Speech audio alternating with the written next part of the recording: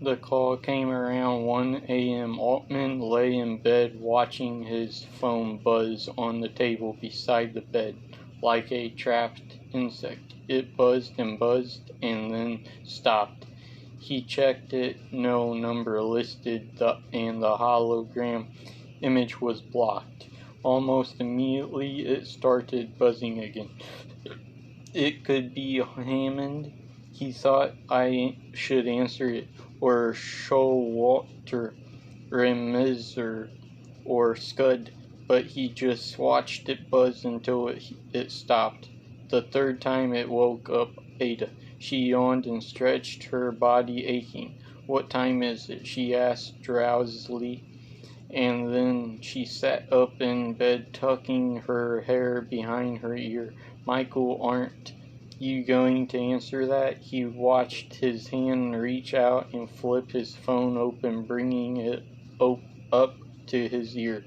"Hello," he said.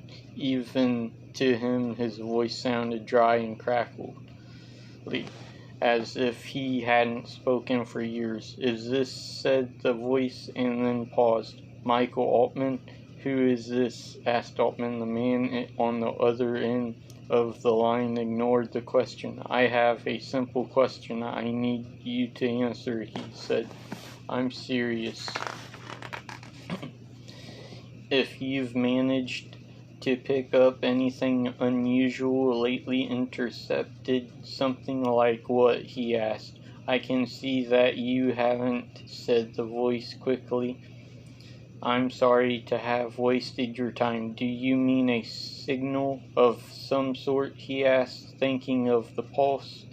There was a silence on the other end of the line. "Some sort of transmission," said Altman. "Maybe," said the voice slowly. "Do you have something in mind?" "Who is this?" said Altman again. "That doesn't matter," said the voice. "What kind of transmission are you talking about?" he asked. "A pulse of some kind." The voice suddenly turned nasty. "You'll have to do better than that, Mr. Altman." It said a harsh note to it. "Wait," said Altman. "Let's make a deal. If you tell me what you're looking for, I'll tell you if I come across it." The line went dead. "What the hell was that about?" asked Ada. "I don't know," said Altman. "I wish I did. Someone tried to pry something out of me." "Like what?" "I don't know," he admitted. He got out of bed. He went into the bathroom and washed his face, stared at the man looking back at him from the mirror. There were dark circles under his eyes, his eyelids puffy and swollen. He barely recognized himself. He hadn't been sleeping well. Bad dreams, and on top of that, all the excitement and fear associated with whatever was going on in the crater, plus a headache that seemed to go on and on. What if something had happened to Hammond, he wondered. What if they had killed him? What if they were coming after him now? No, that was crazy. There was no point being paranoid. It was just a phone call. He went into the other room, switched on the computer connected to the secure server. Nothing new from the others since he'd last checked. "What are you doing?" Ada asked him. She was sitting up in bed again, her hair falling partly over her face. "I have to check on something," he said. "It won't take long." "Michael," she said, her voice stern now, "I want to know exactly what's going on. You shouldn't keep secrets from me. You're not in trouble, are you?" she asked. "I don't think so," he said. "If you were in trouble, you'd tell me, right?" she said. "I'd like to think I would," he said. "What do you mean, you'd like to think you would? What kind of answer is that?" "I mean, yes, of course I would." "There," she said. "That's better." She ran her fingers through her hair and twisted it so that it fell behind her shoulders, then got up and went into the bathroom. He turned to the screen and quickly typed, "Strange phone call this morning just after 3 a.m. asking me if I intercepted something. Thought he was talking about the signal from the center of Chicxulub, but when I hinted at that, he rushed to get off the line. Maybe a transmission of some sort. But would I don't know about anybody else get the same call." He waited a minute staring at his screen until Ada came out and climbed back into bed. Then he logged out and shut the system down, climbing in next to her. Probably nothing, he told himself. "He promised me you'd tell me," she said, sleepy again now. "Yes," he said. A few minutes later he realized she was asleep. He laid in bed, eyes open, staring up at the darkened ceiling. It was a long time before he was able to fall asleep as well. In the morning, logging on, he discovered all three of the others had the same call all well after he'd had it. Ramirez first, then Showart, then Scud, which suggested that maybe the person making the calls was simply moving alphabetically down a list. They were all as puzzled as he was. Asked around, Altman wrote back, "Find out if other people had it, what they make of it." By noon they had the answer. Every scientist in Chicxulub they'd contacted had been called. Most of them had no idea what was going on, chalked it up to a crank call or the work of some paranoid. But Ramirez had finally talked to someone who seemed to know. "He's talking about the vid broadcast," a man named Bennett said, a geologist and amateur radio enthusiast. "I figured it out right away. He called all cryptic fish for something, but not wanting to give away what." I said, "You mean the vid broadcast?" He pretended not to know what I was talking about, got me to describe it, then he thanked me very politely and hung up. Bennett had only part of the vid, a few brief seconds, something he'd come across broadcasting on not just one band but several, and so out of curiosity he'd recorded it. There were about 3 seconds of static, followed by 5 silently distorted seconds of someone talking, followed by 8 seconds of static. A few other people, said Bennett, had gotten others bits of it, and someone at Dredge Corp seemed to be gathering copies of all the bits.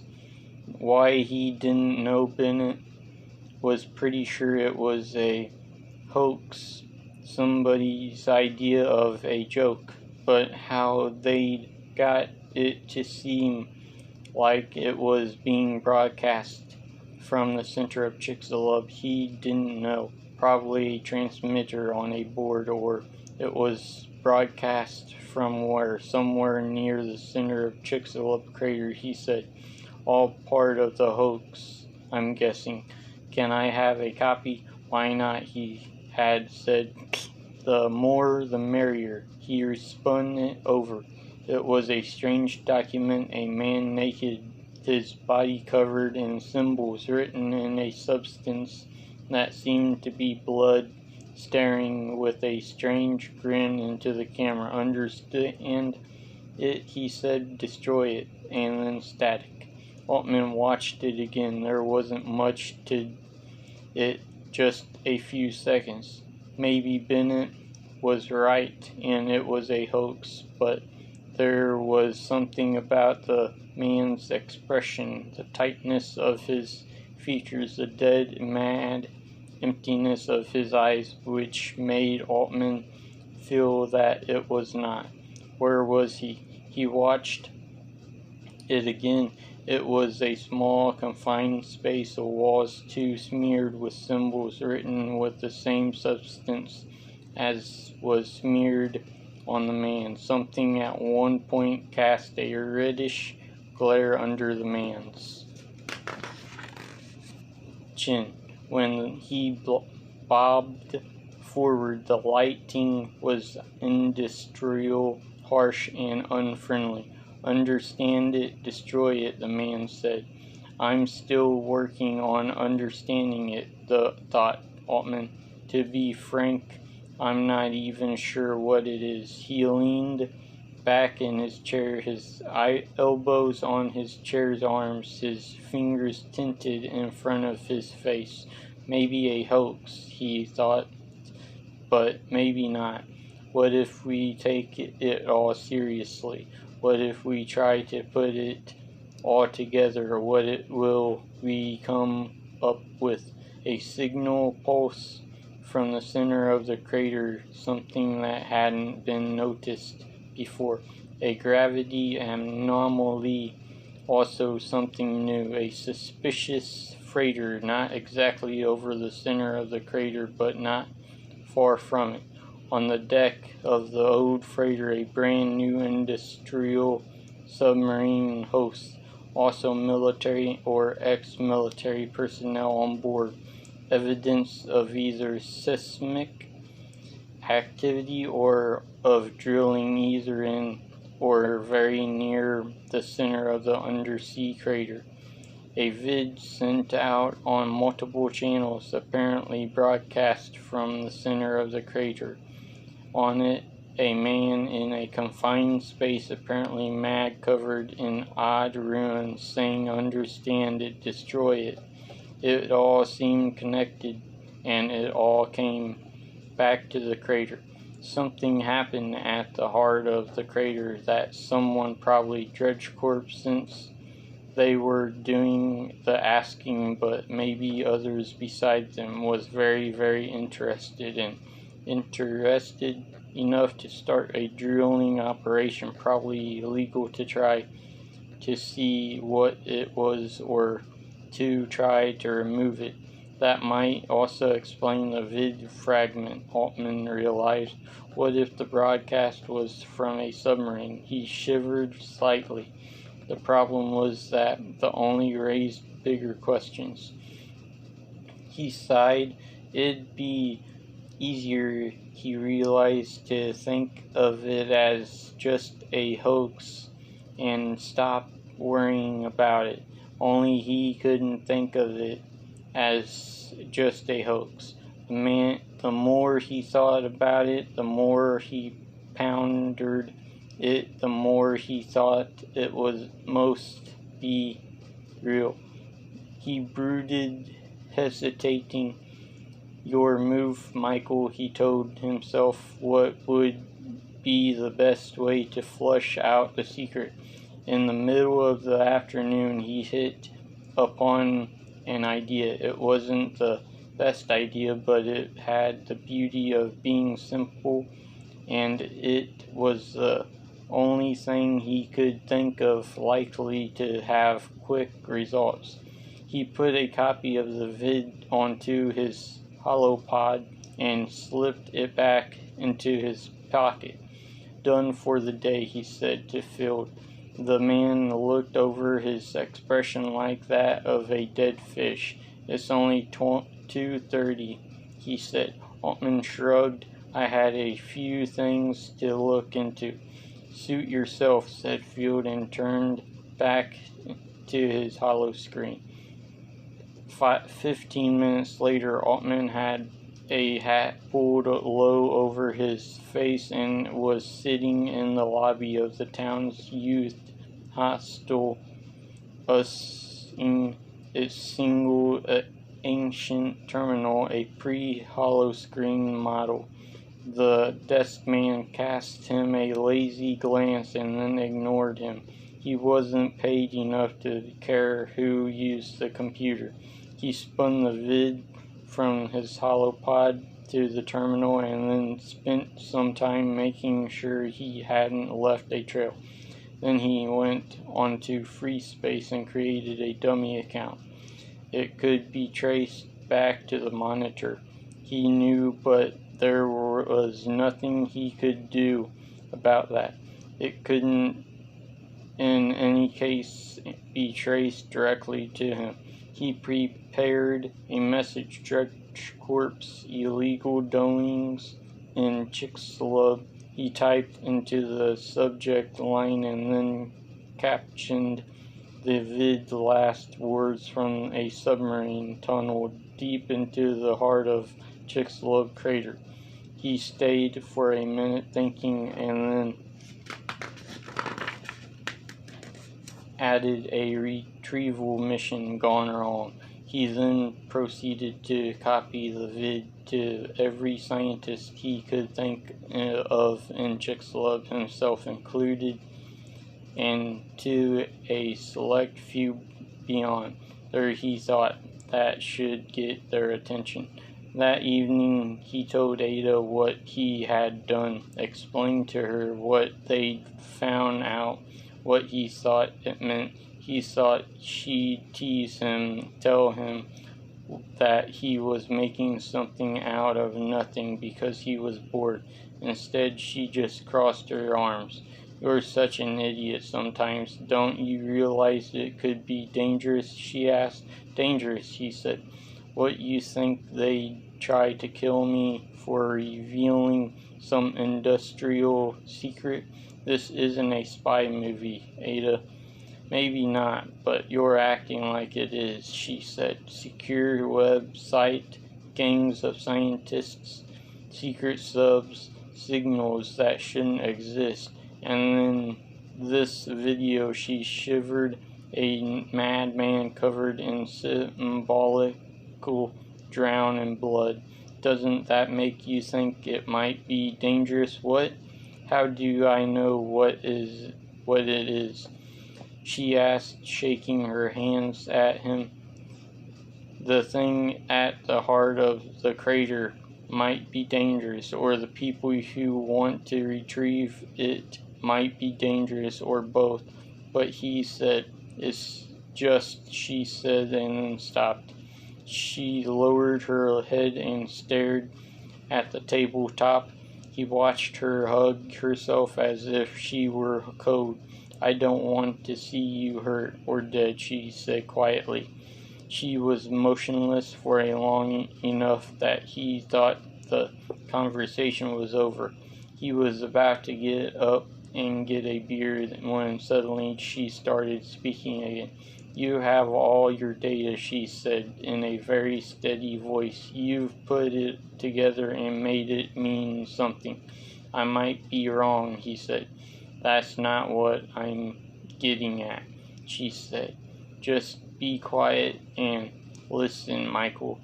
You scientists have only one way of looking at the world.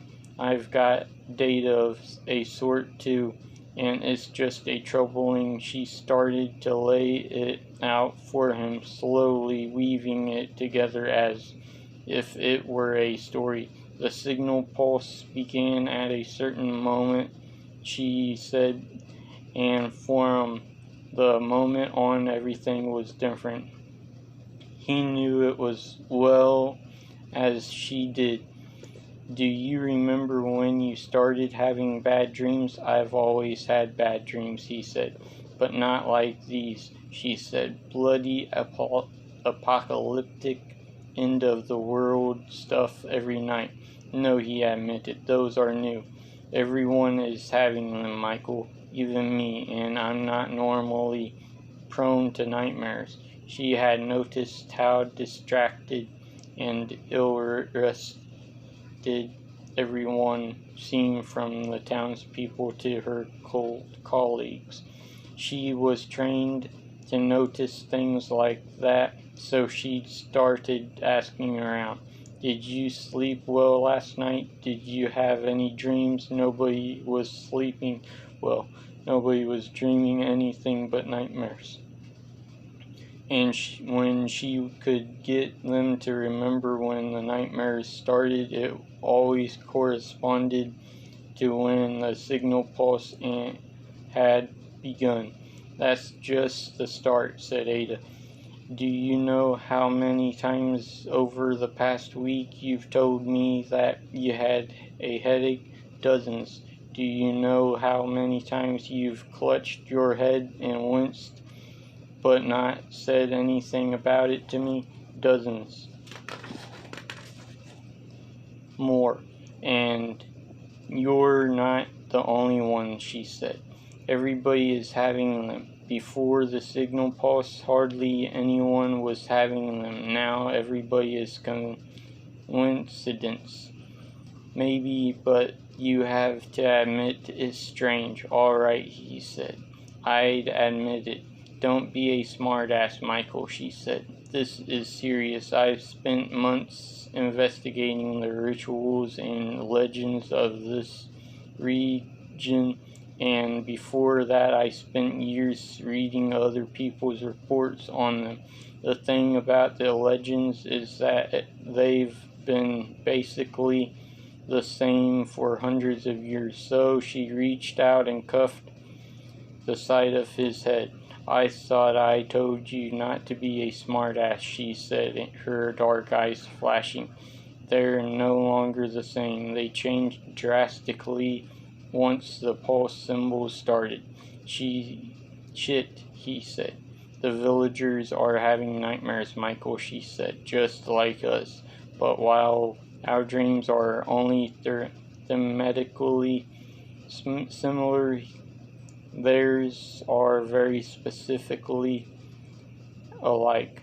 They're all dreaming of a tale of the devil, which, as I mentioned the other day, is what the word Chicxulub means. Coincidence. Altman just shook his head. I don't understand it, he said. I've noticed here and there traces in the dust or freshly carved into the bark of trees, a crude symbol like two horns twisted together. When I asked what it was, people ignored me. When I kept asking, finally someone told me, almost spitting the word Chicxulub.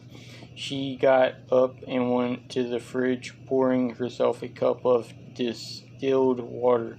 She drank it down and then poured another cup full, sat back down. She reached out and put her hand in his palms. He squeezed it. I don't know how it all fits together, she said, nor how it meshes with your own data. Maybe it's all just weird coincidence, but all of it taken together makes me think that whatever is at the bottom of the crater is something that wishes us harm. You make it almost sound like a living thing, he said. I know it's not very scientific, she said. She took her hand back, rubbed her temple with it. Ah, another headache, she said, and gave a weary smile. After a moment she went on. The people of the town seem to have a whole mythology about the tale of the devil. I don't know if the mythology has always been there or if it's something that's only recently developed.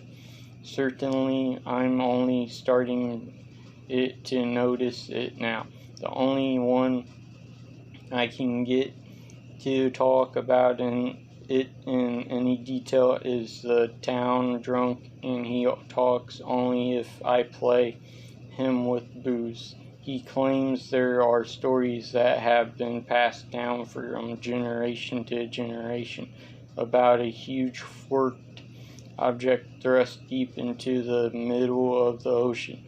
This he told me in a mix of Spanish and Yucatec Maya. is all that remains of a great devil who surrendered his dominion upon the earth to dig down to the depths and rule over hell. His tail got caught and is still there, perhaps still alive. Some believe that this devil may still be attached to it. If you touch the tail, they say you make yourself known to the devil. If the devil knows you, he will try to claim you. If you destroy more than you create, you make yourself known to the devil. You and your people, the drunk told me when he was deep in his cups, you are known to the devil. And then he made that strange symbol at me, a kind of curse, twinning his index and middle fingers together. She stopped and drank the rest of the water, leaving a cup on the table. After that, he refused to say more. She said, I tried to coax him to go on, offered to buy him more drinks, but he just shook his head. He finally admitted, afraid that the devil might hear him. That sat silently for a moment, staring at each other. Maybe there's a logical explanation, said Altman, for the stories, for all of it. Maybe, said Ada, but I don't know. I suppose, argue that these stories are an odd mixture of man and Christian belief. Maybe if I dug deep enough and thought long and hard enough, I'd have a theory about how they develop, but there's still something there, a genuine warning and sense of fear that my heart tells me we should be listening to. I love you, Michael. Promise me you will at least try to listen.